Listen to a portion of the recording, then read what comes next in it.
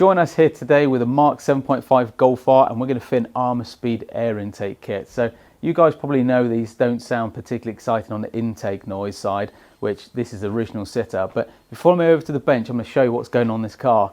So we're actually fitting a few other bits and pieces as well whilst it's in here, but today we're focusing on the Armaspeed intake. So this effectively is a pretty reasonable piece of kit in terms of what it replaces. So you've got obviously intake pipe, filter housing, nice cotton free flowing filter there as well, and this great big carbon fibre slam panel section, which is really going to help the airflow through to the front of this car. So we're going to get all of this on. We're going to do a sound clip as well, so there's no point doing it before, we're just going to do an after. So we're going to get this installed. Let's see what it sounds like.